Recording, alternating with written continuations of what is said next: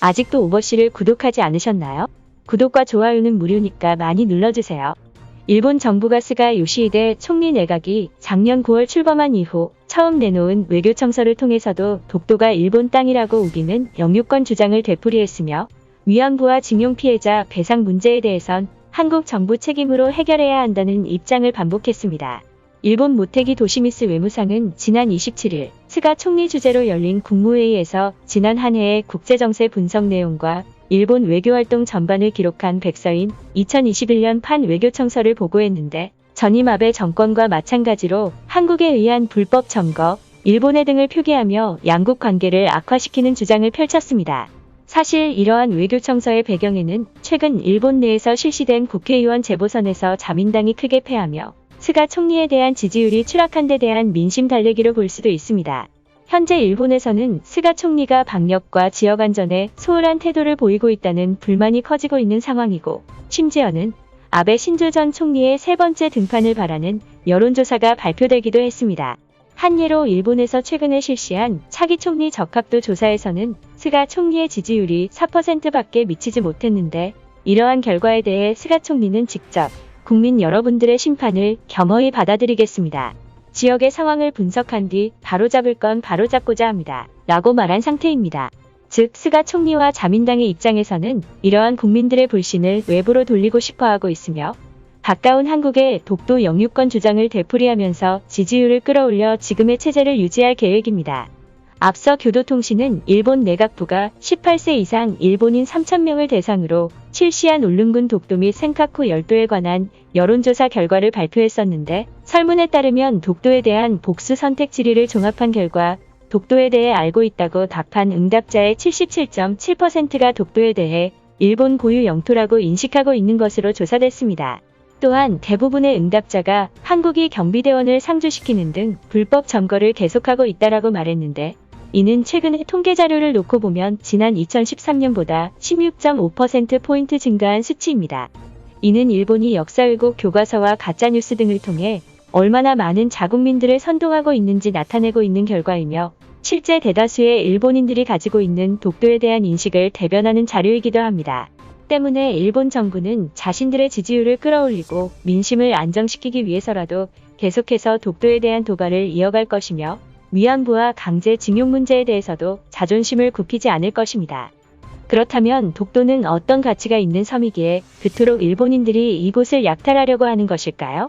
아마도 많은 구독자 여러분들이 잘 알고 계시겠지만 독도는 불타는 얼음이라 불리는 막대한 양의 메탄 하이드레이트가 매입되어 있어 미래에 상당히 경쟁력 있는 에너지를 확보할 수 있는 장소입니다. 또한 독도어장은 청정수역으로 국산 오징어의 60% 이상이 이곳에서 수확될 만큼 각종 해산물 등의 어족 자원이 풍부해 우리나라 수산물 시장의 수급 가격을 좌우하는 역할을 하고 있으며 유사시 러시아와 북한, 일본 등을 견제할 수 있는 최고의 전략기지입니다. 이러한 독도는 비시장적 가치를 합치면 11조 5,842억 5천만 원에 이를 만큼 상당한 가치를 자랑하는 섬이기 때문에 일본인들은 이곳을 계속해서 자신들의 것이라고 우기고 있습니다. 현재 일본 정부와 일본 언론들이 자신들에게 독도 영유권이 있다고 주장하고 자국 학생들에게 독도가 아닌 다케시마로 가르치는 근거는 크게 세 가지라고 볼 수 있는데 첫째, 1600년대부터 독도는 일본이 먼저 이용해왔다. 둘째, 독도는 주인이 없는 땅이다. 셋째, 샌프란시스코 강화조약에서 독도가 직접적으로 명시되지 않았다는 것입니다. 하지만 팩트를 체크해보면 독도는 1667년 일본 문헌인 은주시청 앞기를 포함한 다양한 일본 문헌에서 일본의 경계를 오키섬까지로 규정하고 독도는 영토가 아니라고 말하고 있어서 첫 번째 주장은 거짓이고 512년 신라의 이사부 장군 이래 1900년에 대한제국 칙령 제41호를 발표하기까지 독도는 조선의 영유권으로 국제적으로 공표되어 있어서 두 번째 주장도 거짓입니다. 그리고 샌프란시스코 조약은 2차 세계대전을 종료하고 일본이 한국의 영토를 반환한다는 내용이 담긴 조약인데 한국의 모든 영토와 섬들을 반납했기 때문에 독도를 제외한 모든 섬들을 반납했다는 주장은 앞뒤가 맞지 않는 내용입니다. 그렇다면 일본의 독도 영유권 주장에 대해서 한국 정부와 지자체가 강경 대응을 예고한 것에 대한 일본 기사에 달린 네티즌들의 반응을 살펴보도록 하겠습니다. 다케시마가 한국 땅이라고 우기는 친한 의원들의 명단을 공개하고 강력하게 처벌해야 합니다. 한국 정부는 다케시마 문제를 단호히 대응하겠다고 했습니다. 우리가 원하는 것은 양국 간의 단교입니다. 한국인들의 주장은 무슨 말인지 하나도 이해가 안 된다. 그냥 거짓으로 간접적인 설명을 하는 것뿐이잖아. 일본 정부가 너무 답답하다. 한국처럼 국제사회에 강한 의지를 드러내야 되는데 지금의 태도는 아니면 말고식의 태도다. 다케시마는 일본 고유의 영토야. 불법 점검하고 타국을 폄하하고 은혜를 원수로 돌려주는 한국에게 여지껏 원조해준 것이 잘못이지.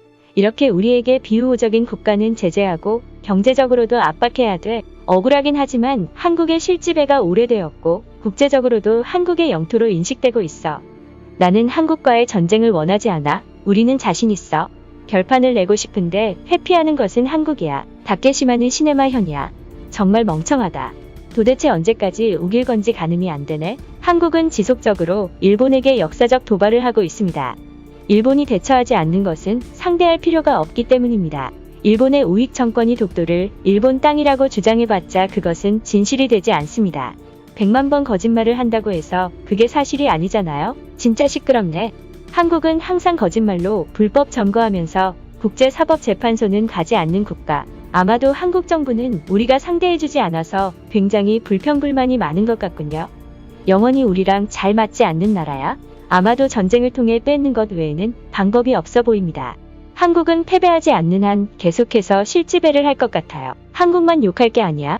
러시아와 중국도 일본의 영토를 훔친 도둑 국가들이야. 일본이 경제 제재를 발동해서 다케시마를 반환하는 날까지 하나씩 제재를 늘려가는 건 어때요? 그러면 한국이 치를 떨며 패배할 것 같은데 한국인들은 도둑들인데 왜 이렇게 용맹하지? 모든 한국인들이 다케시마를 자신들의 것이라고 말하고 있어 등의 다양한 반응이 이어지고 있는 상황입니다.